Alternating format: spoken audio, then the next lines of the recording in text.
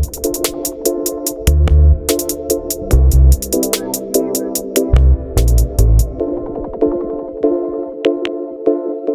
right, welcome to Big Time Basketball, the basketball segment of the Fantasy Fanatics Podcast. I'll be your host today, James, and I'll just introduce everyone that we have here since we have got a big group of guys.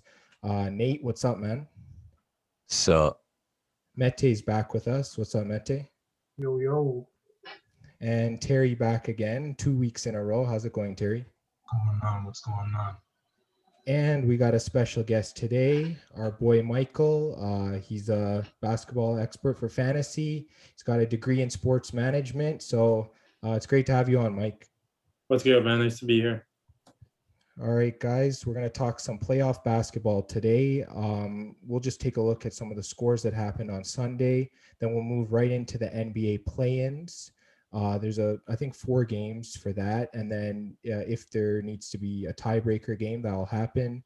And then we'll move right into the round 1 playoff series. So let's just get started here. Looking at the scores from Sunday, the last day of the regular season, all the teams played. We had the New York Knicks beating the Boston Celtics 96-92. Nate, I'll just start with you since you've been following the Knicks quite a bit this season. How's this team looking going into the playoffs? I think they're looking pretty good. I didn't see this game specifically, but I noticed that Julius Randle had a really good game, 7 assists, 7 rebounds with 20 points. And beating the Celtics is usually a good sign. So, yeah. Yeah, Celtics pretty shorthanded in this game. Hopefully they will get healthier heading into the playoffs. Taking a look at the next game, the Indiana Pacers topping the Toronto Raptors 125-113. Mete, let me just talk to you about this. Big Raptors fan. I think this was a year to pretty much forget for the Raptors. Yeah, it's been a rough year for the Raptors, but at least now it's behind us and we can just look forward. Just looking at the box score, looks like our old 905 member O'Shea Brissett did us dirty with 31 points. So that's kind of rough. Yeah, for sure. And moving to the next game, the Washington Wizards beating out the Charlotte Hornets 115-110. And I'll get to you, Mike, on this. How are the Wizards looking heading into the play-in?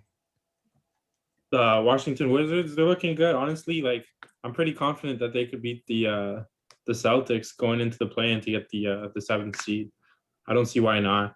Bradley Beal and Russell Westbrook, they cancel out the best 2 Boston Celtics players, and I think the Wizards have a little more depth. So, yeah, for sure. And just looking at the next game here, Terry, I'll get to you. The Phoenix Suns beating the San Antonio Spurs 123-121. It looks like the Spurs brought all of their starters back in after a day's rest before, but they still couldn't get it done against the Suns. How are the Spurs looking heading into the play-in? Spurs are looking a little bit shaky, as we all know, for the past week. They were just trying to fight off the Kings and the Pelicans for that 10th seed, and now they're going to have to play against a Memphis Grizzlies team that is willing to knock them out just to face against the Warriors or the Lakers for that second playoff spot for the AFC. Yeah, for sure. And speaking of the Memphis Grizzlies, they lost to the Golden State Warriors by a score of 113-101. Nate, I'll get to you on this game. Golden State's been pretty hot as of late. They take that 8th seed heading into the play-in. Do you think they have a shot against the LA Lakers? It'll be tough to say. Obviously there's the question of how much depth do they have, but Steph Curry has been going off, so it shouldn't be too much of a problem. So there's a chance. Yeah, for sure. I can definitely agree with that. Just moving into the next game here, the Atlanta Hawks topping the Houston Rockets 124-95. The Hawks have a tough series coming up, Mete, against the New York Knicks. I know a lot of people are going to be siding with the Knicks on this matchup. What do you think the Hawks' chances are? I think this might be the closest series we have in the playoffs for the first round at least.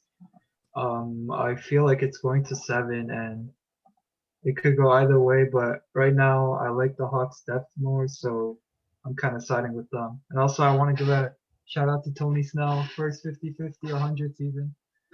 Hey. I'm pretty sure he had a stat line of all zeros before that. So He's it was underrated.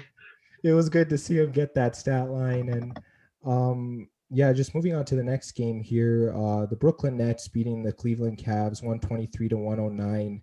And I guess just heading into the playoffs, I'll get to you, Mike, on this. Brooklyn looks healthier than they've been pretty much all season. So I think they should be a lock to pretty much go deep in the playoffs. I agree. The only question is we've never seen a team like this built, other than LeBron James teams that have actually gone and pushed and done something in playoffs, like the Clippers last year, and all these kind of super teams that kind of get built. They don't. The first year is usually a little shaky, so I'm a little skeptical on what to expect when the going gets tough in the playoffs. But there's no reason why you don't see them in the Eastern Conference Final on paper. Yeah, for sure. James Harden looking really solid in his games back. And another team in the East that's looking really solid is the 76ers. They beat up on the Orlando Magic 128-117. Terry, just getting to you on this game. What do you actually think about Philly going into the playoffs? The rotation looks nice outside of Ben Simmons, Joel Embiid, and the usual starters. As always, you got Dwight Howard coming off the bench, Maxey as well. And let's not forget about Shake Milton anytime Ben Simmons was injured during the regular season. I believe that they are a team that you should expect to face off against the Nets, probably in the Eastern Conference Finals. Aside from that, you can tell Joel Embiid and Ben Simmons are willing to carry this team to the promised land. Yeah, absolutely. I think that the 76ers they're well built for a playoff run. And looking at the next game, the Miami Heat beating the Detroit Pistons 120 to 107. Miami's been hot as of late. So Nate, I just wanted to get your thoughts on whether Miami can make another deep playoff run this year. It's going to be a lot tougher than last year. Just looking at the bracket, if they manage to beat the Bucks, assuming I think Brooklyn makes it to the next round, they'd have to face the Nets, and then they'd have to face the 76ers right after. So it's going to be a tough ladder to climb. Yeah, I guess speaking of another tough ladder in the East, Milwaukee actually losing their final game of the season to Chicago, 118 to 112. I'm not sure how many starters played for each team, but Mete, just getting to you, I don't think we can expect the Bucks to go out early. And I guess how deep do you see the Bucks going in the playoffs? I think the Bucks should be at least making the second round. They're very talented, but for the last couple of years now, they've been kind of disappointing in the playoffs. So let's hope that they don't have another disappointing run. Yeah, for sure. I know that. I know Giannis. At times he struggled in the playoffs. He hasn't also had a lot of secondary scoring behind him, so it's been pretty tough for the Bucks. So hopefully they will do something this year. And just looking at another one of the upsets here, the Minnesota Timberwolves upsetting the Dallas Mavericks 136 to 121. Just getting to you, Mike, on this game, but specifically Dallas. How do you like them going into the playoffs? They haven't been that hot going in. I know they had caught up to many of the mid teams there in the West, but how do you see Dallas going into the playoffs? They're going to go in with confidence. When you have Doncic, you have what I would say probably a top 5 player in the league, and you should go in confidently with him just because it's Doncic. And I think they got to play the Clippers in the first round. They have a bit of history. They kind of know each other. They should have I don't expect them going far, but they should definitely put up a better fight than most think. Yeah, for sure. They definitely moved up in the standings after a pretty horrible start for their standards to the season. And just looking at the next game here, you got the Lakers topping the Pelicans 110 to 98. And Terry, I want to ask you, is this Lakers team healthy enough to, make a run, whether it's in the play-in or in the playoffs? I feel like they do have enough talent to make a run, especially a deep run. You look at the names, I mean, Anthony Davis, LeBron James, Andre Drummond, even got Dennis Schroeder, who doesn't get enough shine at point guard. I feel like they're just pulling the wool over our eyes for the regular season just so they can embarrass a lot of teams come playoff time. Yeah, and I know this Lakers team, they haven't been healthy most of the year. They did drop in the standings. They get a tough battle against the Warriors in the play-in, but if they can get through that, I think they definitely have a chance to move forward in the bracket. And just getting to their counterpart, the LA Clippers, they did lose to the OKC Thunder, 117 to 112. I don't believe many of their players played in this game, but getting to you, Nate, on the Clippers. This team is pretty much built to win in the playoffs, but they just haven't done it yet. Yeah, I mean, on paper, they should be able to beat a lot of teams, but I guess they just haven't really been playing to their potential. So I guess it's kind of the whole, yeah, you can build a super team, but chemistry is important as well. Yeah, I Can I definitely just agree with add? that. Can I just add Yeah, go one ahead. thing? Yeah, go ahead. Yeah. They tanked their last 2 games to avoid playing the Lakers in the playoffs. Okay, just remember that. Big brain move. Yeah. Remember that. So I mean, yeah, no, I like the Clippers' chances moving forward in the bracket. I don't think that they should have a problem beating Dallas, assuming their team's healthy. And then I guess just going forward, whether they play the Jazz or whoever they play, it'll definitely get tougher from there. But I definitely like the Clippers' chances.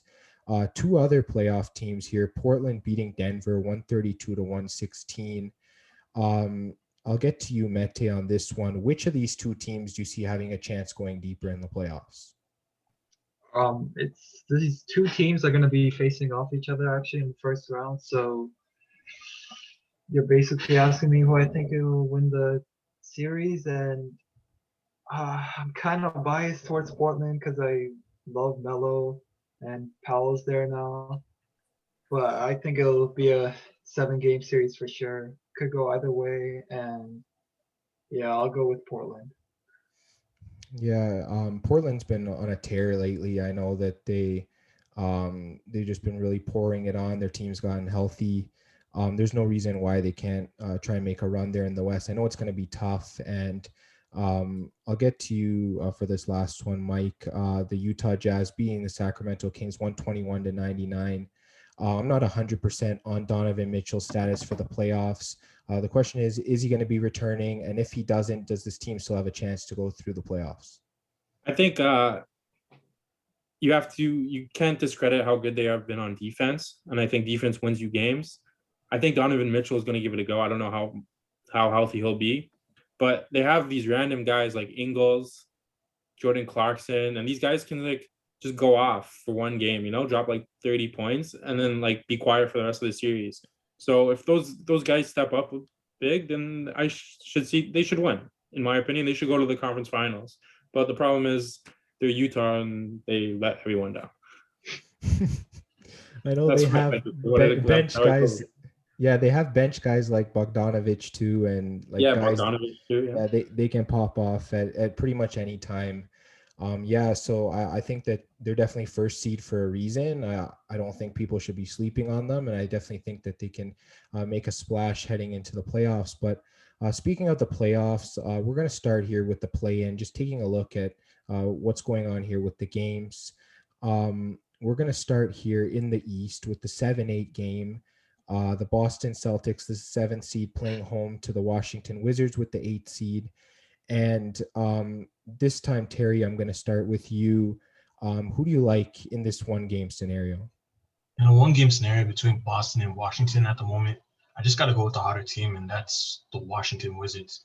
We already know that Jaylen Brown is going to be out for the whole entire playoffs. So having said that, it's going to be Jason Tatum, Evan Fournier, and probably a couple other guys that are going to have to carry the load. Having said that, I just feel Washington's just been on a hot streak as of recently. Having said that, Bradley Beal and Russell Westbrook, they can just drop 80 points on you, and then they can have the supporting cast just add an additional, 40 points, 50 points, and just win a game. Yeah, for sure. I'll get to you, Mike, on this. Do you agree with him, or do you have a different scenario? I agree. The problem is, like, Russell Westbrook can win you a game and he can also lose you a game. And I can see this game being like super close, down to the wire. They're up by like 2 points, and then Westbrook just like throws a stupid turnover. Boston go down and hit like a mid-range jumper for the win, you know? But I think Washington has no excuse to not beat the Celtics, and we'll see how it goes. Bradley Beal and Russell Westbrook are better than the Celtics top two, and that's kind of how you measure up in playoffs, right? Yeah, Nate, just getting to you on that. Do you have a similar view to them on this Wizards team, or do you like Boston here?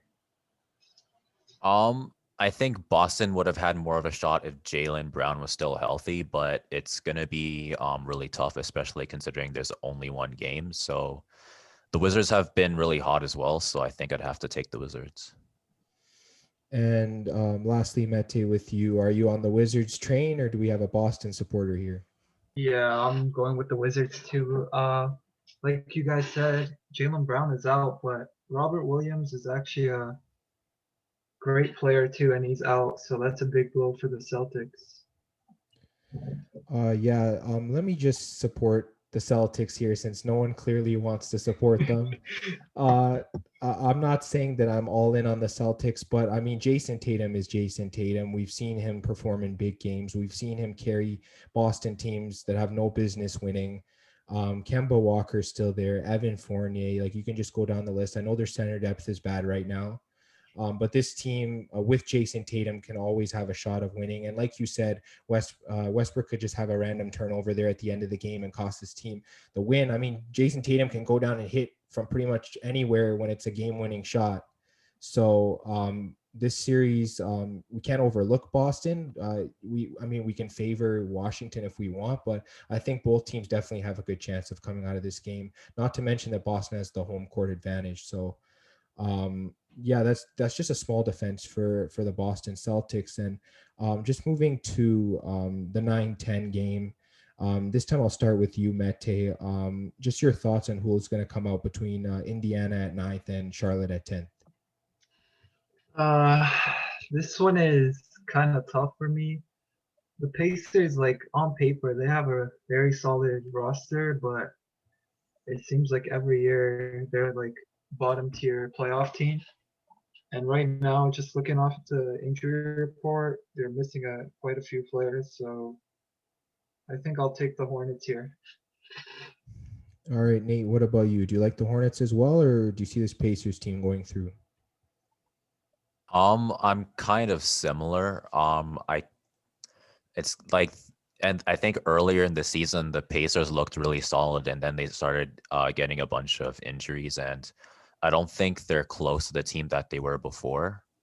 I think the Hornets, they also had, I think Gordon Hayward was out for a while. It looks like Cody Martin is out for a bit. So I don't know if they're going to be into the play-in probably. So I guess we'll have to see how healthy they are. But I guess I'd still take the Hornets. All right, Mike, what about you? Where do you side here? It's tough to say. Like Miles Turner is going to be a big loss for them. Charlotte's basically healthy, just Hayward's not playing. So I don't know. Like Indiana was beefing with their coach not long ago, and like all signs basically point to no one's happy in Indiana. And I just feel like that Charlotte team, they got chemistry. They got they're fun to play with, and I don't see why they can't beat the Pacers. They don't really scare me offensively. So as long as Charlotte can kind of figure out their defensive schemes, they should be okay to win that game. And then Terry, to you, what do you think about this one game? It's just one game. Honestly, I would have said the Hornets, but I mean, don't get me wrong. The Hornets are a great team to watch, just with LaMelo Ball and whatnot. You got Terry Rozier, Devontae Graham. I could go down the list and probably name almost all the young talent that they have that can probably win them the game. The thing is, on the other side, you have a Pacer team that is playoff hardened. Domantas Sabonis. I mean, I can name a few more, but off the top of my head, the injuries that the Pacers have will affect them when it comes to playoff time. We don't know the status of half of their roster, and having said that, I mean, I gotta go with the Hornets. I thought I would have been the only guy going Hornets, but I guess everyone else likes them too. I'm gonna defend the team that no one's giving love to. I will defend the Pacers here. Just looking at their injury report, There's a lot of questionable guys, so I don't know whether Brogdon's going to play. I know Levert sat out a game recently. Sabonis is always questionable. But I mean, if you get these guys into the lineup, a lot of them have playoff experience. They've played in series before. This Charlotte team's very young. And it's a one-game scenario. They might not have the juice that it takes to win. So if the Pacers can get as many players in as possible, and then of course you get the home court advantage, they are allowing a small number of fans in now. So it is a one-game scenario. So I could definitely see there being a shot for the Pacers. I generally sided toward the Hornets as well, but I definitely want to give the Pacers some love there for sure. And yeah, let me just move here into the West to the 7-8. I think this is the biggest game. This game's going to get the most eyes here in the play-in. It's the LA Lakers at 7th against the Golden State Warriors at 8th. Terry, I'm going to start with you here. Who do you like in this game? Just off the top of my head, I probably got to go with the Lakers. But when I look at it more from a different standpoint, you got to go with the Warriors. I mean, Stephen Curry's just been carrying this team.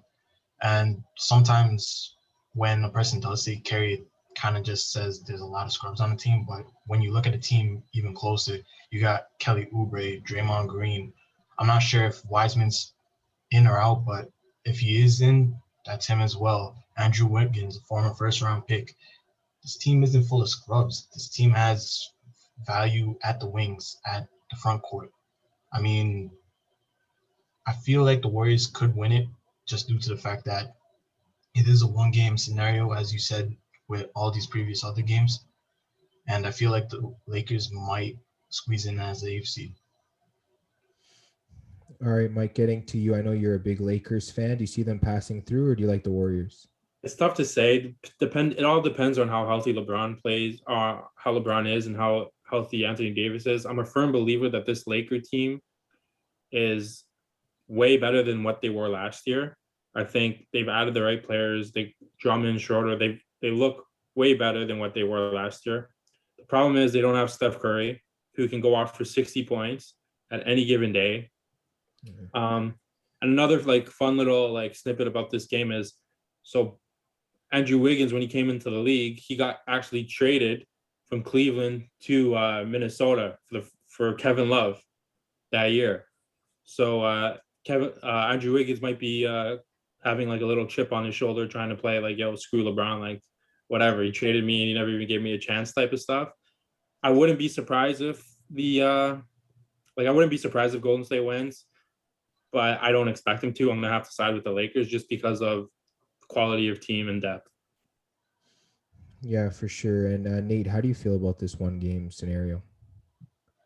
I think that on paper the Lakers should be able to win, but I guess it's everyone's saying Steph Curry is kind of the big factor, and the Warriors they're not.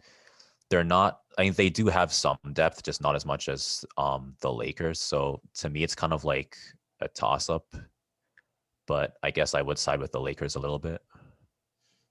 Yeah, and then Mete, how do you see this game? This should be the Lakers winning. They're the defending champions. They just got LeBron and AD back. They should win this, I think. Yeah, just taking a look at it, I guess in a similar lens. A lot of times teams will put 2 or 3 guys on Steph Curry because they know the kind of playmaker that he is. He creates chances, but I mean, they also have Draymond Green, who he's almost as equally good as a playmaker as Steph Curry is. And I mean, playing better too. Yeah, and I mean, he can set up good shots for pretty much any player on the court there. If LeBron and AD are not 100%, I guarantee they will lose this game. They're going to have to come in fully prepared to handle the speed of Steph Curry and the Warriors offense. They're passing so efficient, and they just create open looks for many different players. So it is going to be a toss-up. Assuming everyone's fully healthy, I am going to side with the Lakers, but there's definitely room for Golden State to provide an upset here. And then actually, Terry, let me start with you on this matchup since you're a pretty big Spurs fan. The 9-10 game, the Memphis Grizzlies at the 9th seed facing the San Antonio Spurs at the 10th seed. Do the Spurs have any shot here at winning this game? My heart always says go with the Spurs, but my brain always says, in this case, gotta go with the Grizzlies. I mean, John Morant, Dylan Brooks, Jonas Valanciunas. Just with the matchup at the center position, I mean, Jonas can bully any of the centers on the Spurs as we speak. I mean, Jakob Pertl, Drew Banks, and aside from those two, I mean, that's center depth that you have at the five for the Spurs. Then you just see the explosiveness from John Morant. He's probably one of the quicker guys in the league. And having said that, DeJounte Murray is going to have his hands full in that matchup.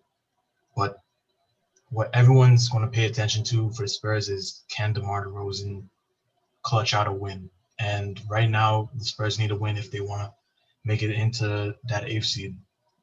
But for some reason, I just have a feeling that the Grizzlies are a well-oiled machine and that they will come out with a victory.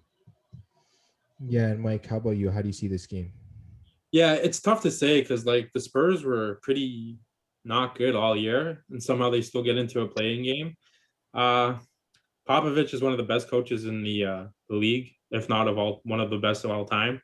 It's hard to not kind of bet on the Spurs, but at the same time, like Memphis, they have the experience. They kind of want some revenge from last year, so it's tough to say. I think it's honestly a toss-up. I like DeRozan. I think he's going to be super efficient. I think DeJounte Murray is going to be able to guard Ja Morant pretty easily. So I'm going to have to side with the Spurs just on a couple players and just coaching advantage.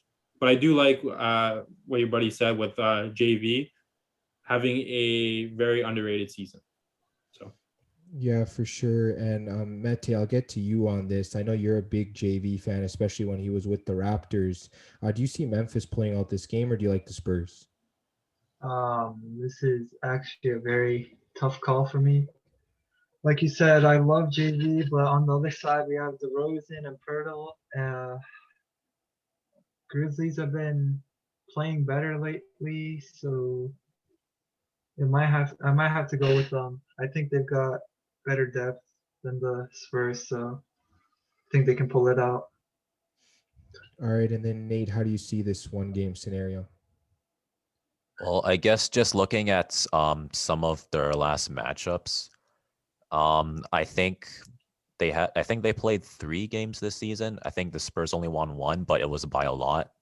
The other 2 games, the Grizzlies won by a lot. So, I mean, I don't know. I guess I would still side with the Grizzlies. I mean, there is a chance that the Spurs will just go off and win, but I still have to go with the Grizzlies on this.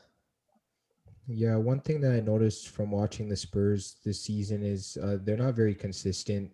You can't seem to get a consistent effort from this team game in and game out. I don't know whether it comes to it might come to playing defense and even just scoring. Like they could go off for 140 and then not even put up 100 the next night. And it could be just against random teams. Like they could put up 140 on Milwaukee and then lose to the Magic and not even put up 100. Like this team has just been all over the place this year. I mean, of course, I like the Spurs. I cheer for the Spurs all the time.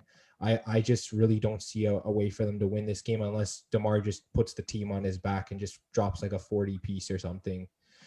There's really no way around it. I think I am going to side with Memphis here, but I guess I will be cheering for the Spurs.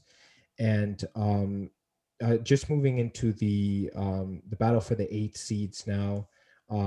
We'll start off we'll go with the majority here. So we'll put the Hornets through here, and most of you said Boston will lose. So if we're looking at Boston against the Hornets, Mete, I'll start with you. Who wins that matchup? Boston and Hornets. It's kind of tough. Boston has been like very underwhelming this season. But at the same time, like you guys said, the Hornets are very young, so I'll take the experienced Boston Celtics squad to take the 8th seed. And Nate, how about you? How do you like this game? I mean, I want to say that the Hornets would be able to beat the Celtics because of, I guess, like injuries, but I feel like Boston has more playoff experience, so I guess I'd have to go with the Celtics. Mike, how about you? What do you like in this matchup? Yeah, just coaching and experience, I would have to go Boston too. But it would be nice to see Charlotte kind of move on and start developing like those young guys into playoff runs. But either way, I think whoever gets in is just going to be playing to not get swept. And then Terry, how do you see this game? I'm gonna go with the Celtics on this. I mean, it's basically James Bergio versus Brad Stevenson. We already know that Stevenson is a well-established coach in this league. Then we look at the stars on each side of the ball. Jason Tatum, as you mentioned earlier, he can basically put up any shot and then it can go in. Having said that, you look on the counterpart of the Charlotte Hornets, and then you got LaMelo Ball, a feisty young guy that has proven a lot of people wrong.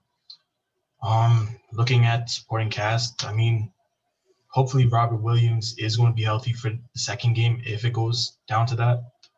And then when you compare him against guys like PJ Washington, Cody Zeller, I mean, the Time Lord is basically the next upcoming guy when it comes to fantasy leagues, not to mention the center position. Having said that, I should just wrap it up by saying Boston probably by at least 10. Yeah, let me give some love to the Hornets here. If they can get Gordon Hayward back for this game, it could be a big revenge game for him. Let me just say that. And if he does come back, this Hornets team seems a lot deeper. And then you can look at the possibility of them beating Boston. But then other than that, yeah, like you guys mentioned, this Boston team's more experienced and they seem a little bit deeper. So I definitely like Boston's chances there. And then moving to the 8th seed game for the West, most of us put the Grizzlies through and had the Warriors losing. So Grizzlies against Warriors. Terry, who do you like in this matchup? Grizzlies and Warriors, eh? Gotta go with the Warriors on this. I mean, I already mentioned the talent they got. Wiggins, Oubre, Curry, Draymond, Looney, if you consider him a system player or something like that. I just feel like they're going to have a better chance against the Grizzlies. Plus, they just beat them on Sunday. Yeah, for sure. Mike, who do you like in that game, Memphis and Golden State?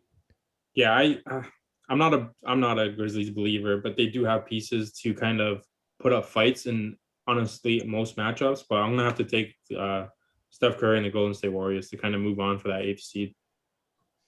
Yeah, Nate, what about you? Who do you like in that scenario?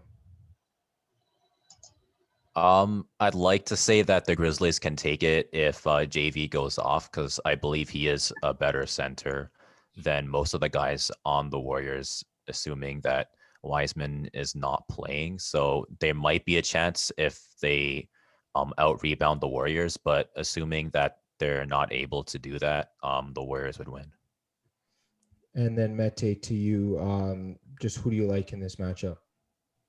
Yeah, I agree with everyone. The Grizzlies, they'll have a tough time this matchup. If Curry can't get it done against the Lakers, he's gonna carry this game, I think, and get them the 8th seed. Yeah, I definitely think that Steph Curry, he can pretty much get it done in a one-game scenario. It's going to be tough to bet against him in a game against a team like Memphis. So yeah, I think I'm going to go with the Warriors as well. I definitely like their chances. All right, guys, let's just hop right into the playoff series now. Let's just start in the West here with the 1 seed, the Utah Jazz. Terry, just break down the series. I know for consensus we had Golden State going in at the 8th seed, but just break down what a series like that might look like, or maybe some other potential teams that could get in there to face the Jazz. We're looking at the series that we agreed upon, so the Warriors and the Jazz. I feel like the Jazz have a chance of beating these guys. As for what game they may finish them in, I want to say probably at least game 6, if anything. The main thing when everyone thinks of the Utah Jazz is they're a defensive-minded team. They're not just that, but they also were a top 5 team when it came to points per game. I believe they were probably behind the Wizards or the Nets for like the 4th seed with around 116 points a night on average. So having said that, I feel like the Jazz would win that series against the Warriors. As I believe you guys said earlier, guys like Bojan Bogdanovic, Jordan Clarkson, Royce O'Neal, Ilyasova. Those guys are important to this Utah Jazz rotation just because they can't rely on those star guys like Andrew Wiggins or even a Kelly Oubre or Stephen Curry. Having said that, at the start of the year, Utah was getting a lot of comparisons to the 2014, I believe, San Antonio Spurs. And if we remember, the Spurs did win the chip that year just because they played great team basketball. And that's my point on the 1 and 8 seed. Yeah, for sure. Let me just pass this around the room. Just give me your winner of this series and give me how many games. I'll start with you, Mete. Utah or Golden State, and how many games? Uh, I'm gonna pick an upset here. I'll go Warriors in 7. Jeez, okay. That's pretty bold. Nate, what about you? Um, uh, I don't know. I guess it's kind of a toss-up. I'll say Jazz in 7, though. Mike, what about you? If you got a healthy Connolly and a healthy Mitchell, I'll take the Jazz in 5. If you have a healthy team, I'll take the Jazz in 4. I think they're so deep. I don't see how the Warriors can do anything against this team. If Mitchell's not healthy, then you get into like 5 games, 6 games. But I still see Utah getting through. And then just moving to the second seed matchup, the Phoenix Suns. I think we have them up against the Lakers. Mike, let me give you this breakdown. Yeah, it's going to be tough. I feel bad for Chris Paul just because he's always got that stigma that he can't kind of do anything in the playoffs with the Clippers stuff from when he was in New Orleans. And like, this just sucks. He's got to play LeBron and Anthony Davis. Like, it's tough for the Suns to really do anything. It's the worst possible matchup for the Suns just because, like, Aiden's not the biggest guy to be able to guard, like, the Davises and the Drummonds. So, like, you might have to use Sarge a lot in this game, and it's going to hurt you offensively. It's just the worst possible matchup for a really good Suns team. And if the Lakers are healthy, which they are hopefully going to be, I would take the Lakers in 5, maybe 6. The size is just going to be too much of a factor. And like I said, that team is way better than what they were last year with the additions of Schroeder and Drummond. And just like Kuzma's got that experience. LeBron's not going to be messing around. Like, this is playoff time, and defense wins you games. And like Phoenix, I can't see them being able to stop Davis and LeBron. Yeah, for sure. Nate, what do you think about the series? Which team do you like and how many games? I guess it's gonna be tough to say, but I feel like the Suns, they're pretty good this year, so I think the Suns could be able to take it maybe in 6 or 7 games. All right, Mete, what do you see in this series? Which team and how many games? Yeah, I'm going Lakers in 6. All right, Terry, who do you like and how many games? It's tough. I want to say Lakers in 6, but the Suns will put up a defensive fight. Yeah, I like the Lakers if they're fully healthy. I know we shouldn't sleep on the Suns. They've been good all year. But I think I might have to take Lakers in 6 or 7. Assuming like once they get out of the play-in, they should be getting healthier by then. I feel like their least point of health is going to be in the play-in. They should move towards better health as they go through the playoffs. Just assuming Davis and LeBron get into their groove. So I think they can pass through the Suns team. Just moving into the third seed here with Denver against Portland. Nate, I'm going to get to you for this series.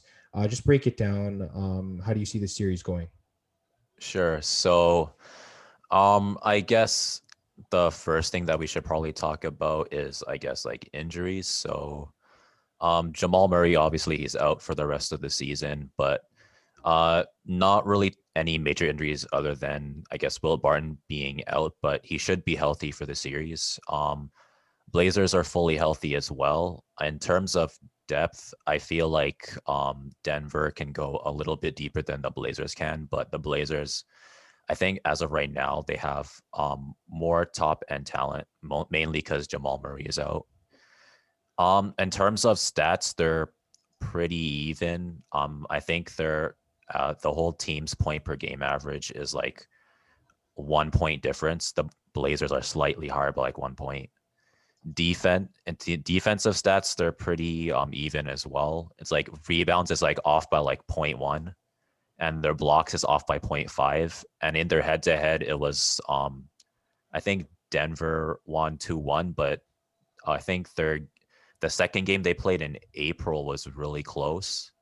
And the third game they played, the Blazers won by 16 points. So I think it's going to be a 7-game series.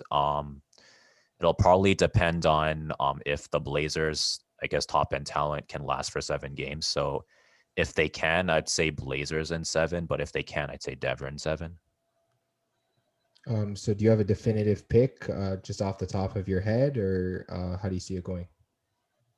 I guess assuming that the Blazers kind of burn out at the tail end of the series, I'd say Denver in 7. All right. Moving to you, Mike. Who do you like in this series? How many games? Denver has probably the MVP of the year, but I've also seen Lillard put away way too many teams when it matters. If it goes to 7 games, I'm going to take Portland.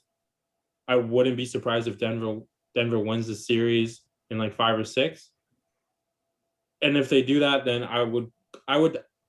It's tough to say. I'm going to have to go with Denver just because they have the MVP of the league. All right, Terry, who do you like in this series? Denver in 6. Who's going to stop Jokic in the paint at the 5 spot? I mean, you do have Enes Kanter, but sometimes he is a liability on defense. Having said that, you have the former Denver Nugget, Yusuf Nurkic, there as well. He is a great defensive piece for the Trailblazers, but I have a feeling that the Nuggets are more of a well-oiled machine when it comes to team ball compared to the Portland Trailblazers. And Mete, who do you like in this series? How many games? Like I said before, I'm going with the Blazers in 7. I'm a little biased because I kind of like their roster, but honestly, I think they're deeper, and the Nuggets not having Murray is a big blow. Yeah, I think I'm also gonna shed some love for the Blazers just because of their hot streak they're on right now. I know in any sport it's important to go into the playoffs on a hot streak. You can't undermine that. It's something that teams thrive on when they get to the playoffs. And I guess the way the whole team is playing, they've put away big teams on their way to this winning streak, and I just think they keep rolling in the playoffs. I think Portland in 6 or 7. Is how it's going to shake out. Definitely them winning it in 6 will be beneficial since they'll be winning it at home. And then just moving to the 4-5 matchup, Mete, I'm going to get to you to analyze this. The LA Clippers against the Dallas Mavericks. So I think this is a interesting matchup because last year in the first round they played each other, and it ended up going to 6 games. But honestly, I feel like this year it's going to be worse for the Mavericks since last year Paul George had the worst playoffs of his career, and I don't think he'll be playing that bad again this year. With the addition of Ibaka, they even got Cousins midway during the season. They're like very deep, and I'd be very surprised if the Clippers lose here. So I have them winning, and so I said last year it's not going to be like last year. I'll have to have them at 5. Mavericks will win 1 game. All right, Terry, which team do you like here and how many games? I feel like I gotta go with the LA Clippers here. Probably in 5 games, just due to the fact that Paul George and Kawhi Leonard do have something to prove. Just because of the fact that they did choke, what was it, 3-1 lead against the Nuggets, something like that.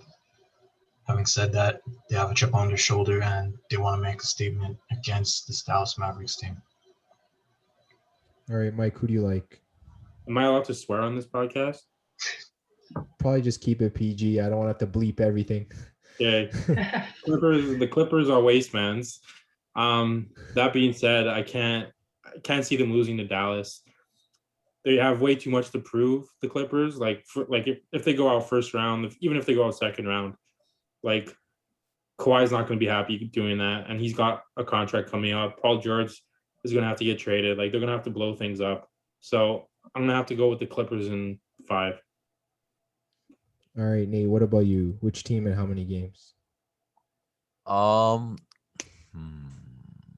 It's kind of hard to say for me. I guess maybe the Clippers in 6. Yeah, I also like the Clippers in 6. Give Luka the benefit of the doubt for 2 games. He can put on a hot streak where he's just making every 3 imaginable on the floor. I mean, if Porzingis is healthy, that definitely gives them a decent shot. It's not really a good one with how deep the Clippers are. But, Dallas is going to be home. If it's going to 6 games, they'll be home 3 out of those 6 games. So maybe give them 2 games there. The Clippers at home, they're just too dangerous. They have too many good players on the court. It's going to be tough for Dallas to come up with the series. But remember how we were all picking the Clippers to go through them easily last year, and it didn't happen. So, I'll give Dallas some benefit of the doubt, but I still do like the Clippers in this series. Let's just move on to the Eastern Conference. We'll start with the first seed, Philly. Mike, let me get to you on this. We had them facing against Boston. Who would you like in this series? I think it's clear cut that Philly is just a better team. They have Doc Rivers now. That's their coach. And he's proven in the playoffs. He's won championships. It's hard to say Boston can take a game. Give them credit, give them benefit of the doubt with Danny Ainge as their coach. Maybe they get one. Embiid and Simmons, two of the best defenders. Embiid's a powerhouse on offense. They got Thibault, who's one of the better lockdown defenders too. I'm a firm believer defense wins you games in playoffs in any sport. So I'm going to take the Sixers in 5. All right, Nate, who do you like in this series? How many games? I think I would take Philadelphia as well. They're just way too deep, and this is pretty much their year to take it. So yeah, I'll take Philadelphia in 6. All right, Terry, how about you?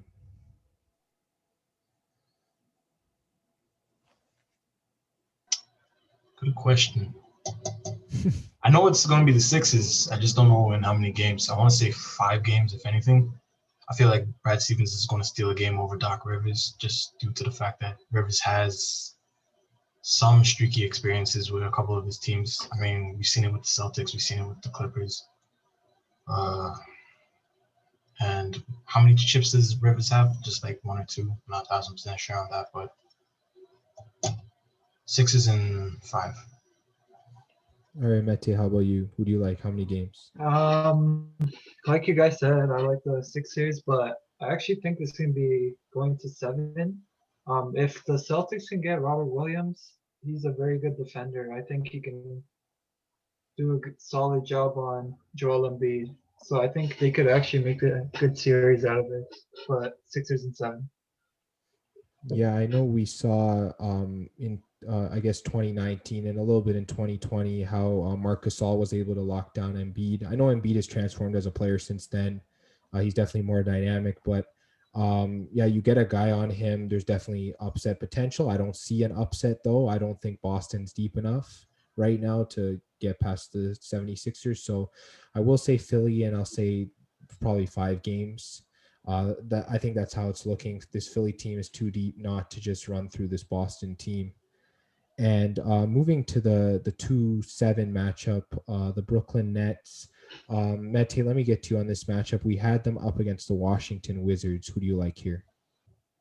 Oh man, I'm praying this is actually the series we get because it's going to be Russell Westbrook against Kevin Durant, and who doesn't love those two going at it? During the season series, they actually split it.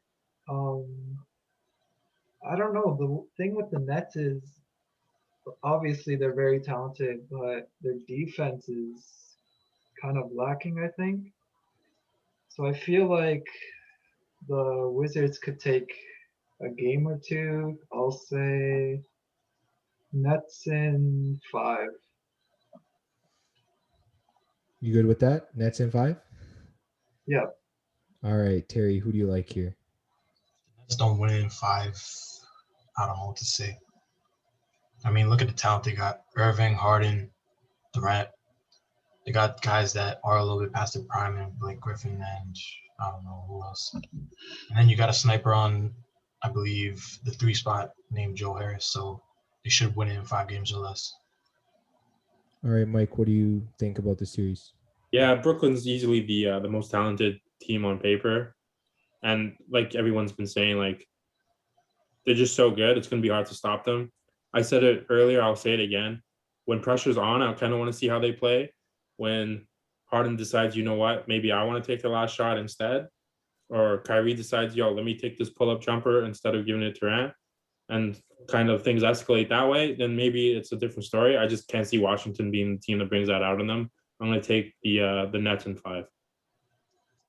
All right, Nate, who do you like here? How many games? I feel like there's on paper there's no reason why the Nets shouldn't win in 5, but at the same time, we haven't seen all 3 of the new big 3 like play.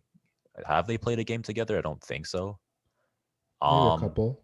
Yeah, like maybe a couple. So there might be a chance that their chemistry is kind of off for a couple of games. So I guess I would say maybe the Nets in 6. Let me just say something here. There's definitely going to be at least one sweep in the first round. In NBA, it happens more than in any other sport. Assuming this Nets team can just put up points, they should be able to take this series in 4 with no questions asked, because the Wizards' defensive stats aren't really that as good, even though Brooklyn's aren't that great as well. Brooklyn's just the team that can put up more points. That's just a fact. And with assuming Harden's healthy, we're going to see some sweeps. I'll pick this series as a sweep.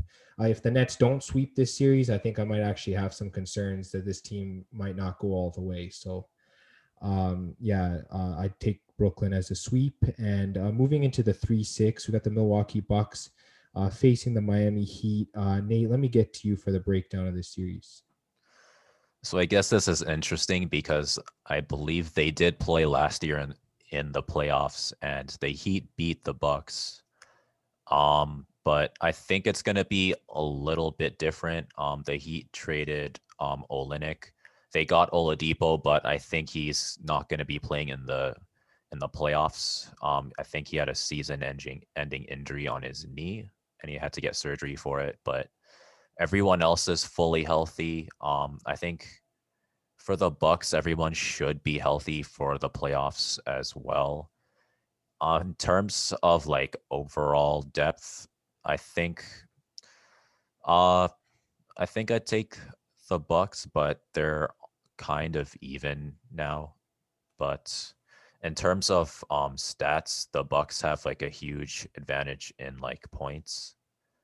And in terms of defense, the Bucks also have an advantage in terms of stats, but I think the Heat's advantage is that the Bucks offense is quote unquote simple in the terms of the offense kind of runs through Giannis. So if you can find a way to stop him, then you have a chance. But the question is, how are you going to stop Giannis this year? And I think the Bucks are a lot deeper than last year as well. In terms of head to head, I think the Bucks are 2-1. So I think if they can't stop Giannis, then it'd probably be Bucks in 6. But if they can, it'd be Heat in 7. All right, Mike, who do you like in this series? Yeah, so they played against each other in the conference finals last year with the Heat moving on. Last year the Bucks didn't have Jrue Holiday, and Jrue Holiday, sneaky underrated player, and Chris Middleton, sneaky underrated player. Your boy's right with saying the offense does run through Giannis. So that worries me a little bit because Jrue Holiday is not really known for his offensive game, and Middleton's not really known for his offensive game. So if they can stop Giannis, Duncan Robinson and Tyler Hero can kind of get hot from 3. Bam's going to get his. Jimmy Butler's going to get his. I can see this going to 7 games, and I'll take the Bucks in 7. All right, Terry, what about you? Which team do you like here? Another tough series. I mean, Giannis has to prove something. because he got ousted by this hot Miami Heat team last year. Having said that, if the Bucks don't make it out of the first round, there's a lot of faces. How should I say this? There's going to be a lot of speculation down in Milwaukee. I feel like the Bucks are going to win it, maybe in 6 games, but the Heat are going to keep it tight. And Mete, who do you like in this series? How many games? Like Terry said, this is a big series for Budenholzer. If they don't win this, he might be fired. So they're basically playing for his job, I feel like, the Bucks, and I think they'll get their revenge this year. They will win in 7 games. Yeah, I think I like the Bucks in 7. You guys talked about pressure to win. Pressure to win makes teams or breaks teams, and lately with the Bucks, it's been breaking them. Of course, losing to the Heat and then to the Raptors before then. 2 years where they were expected to go all the way. I feel like they have less pressure on them this year with the fact that they're not the number 1 seed. They're not the favorite by everyone. They can sort of fly under the radar if they win this series. So I will take the Bucks in 7. And if they can fly under the radar, I think they have a sneaky chance to make a run this year in the playoffs. Just getting to the 4th, 5th matchup. Terry, let me get to you on this matchup. It's the Knicks against the Hawks. Can you just break down the series for us? What should I say first? Both of these teams have identical records, so if you want to just choose it off of that, good luck. The Knicks are the surprising team coming out of the East this year. I don't think anyone assumed that they would have been in the playoffs, let alone be a 4th seed. The only injury that the Knicks do have at the moment is Mitchell Robinson. He's out for the year. And then when you look at the Hawks, it's a lot of day-to-days. Backford, Danilo, Herter, I believe, has some ankle problem. Capella has some Achilles problem. And then you got like guys like Bogdanovic and Goodwin, illness and hamstrings both. I know Knicks are probably one of the top teams when it comes to defense. And then you have the Hawks with the explosive firepower of Danilo, Bogdanovic, Young. And then you got guys at the 4 and the 5 spot like Capella and John Collins. This is going to be one of the longer series in the first round just due to the fact that these two teams are, how should I say, scrappy, and then they're young. 7 games, I believe the Knicks may win it just due to the fact that they know how to hold teams under 100 points some nights. I believe they held teams to 104 on average this year. Just to finalize, Knicks in 7. All right, Mete, who do you like in this series? Like Terry said, this is probably going to be a very close series. And for me, I'm kind of leaning towards Atlanta right now because I believe they have more depth. And under Nate McMillan, the Hawks have been very solid. The Knicks were very surprising this year. First time they're in the playoffs since a long time, and I think it's going to be their season's going to be coming to an end. So how many games do you like the Hawks? I take the Hawks in 7. All right, Mike, just getting to you. I know you're a big fan on defense. Does that put the Knicks as front runners for you? Yeah, I'm going to say the Knicks in 6 or 7. I would say Knicks in 7. Atlanta's better on paper for sure. Trae Young's a bum though, and Julius Randle, he's the most improved player in the league. And honestly, in my books, he's top 5, top 6, kind of in the MVP race this year, in my opinion. So the Knicks have been shutting people down with ease all regular season. Playoffs is a different animal, I know. And I don't think Atlanta has seen defenses that they're going to throw at him to stop kind of Trae Young and Hunter and all those guys. So I'm going to take the Knicks in 7. All right, Nate, what do you think about the series? Who do you like? I mean, we've been sleeping on the Knicks.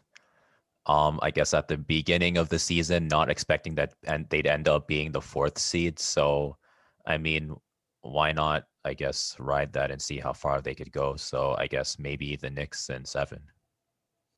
All right, yeah, just looking at that series, it's definitely going to go to 7 games. I know a few of you guys gave love to the Hawks and then to the Knicks. I think I got to side with the Knicks. I think Mike's right. Defense is just crucial in the playoffs. It's just going to be really tough just for the Hawks to, get through this tough Knicks defense. Julius Randle's been a beast the whole year. Like one of you mentioned, MVP candidate this year. Yeah, he's just playing at another level, and I think the Knicks, they're going to get through, and I think they're going to put up a fight in the second round for sure. And yeah, that's pretty much our recap of the series. Just both the play-in and the first round of the playoffs. So thanks, guys, for that. And that's going to be the end of the Big Time Basketball episode. Just check us out on YouTube, Spotify, Apple Podcasts, and Google Podcasts. Like, subscribe, share, hit the bell for notifications, leave us a review, all that good stuff. Check us out on Instagram and Twitter at FanFan Podcast. We post picks for the games. We post other content like pickups and other things. So definitely give us a follow there. And that's going to be the end of this episode. Thanks again, guys, and we'll talk to you on the next episode.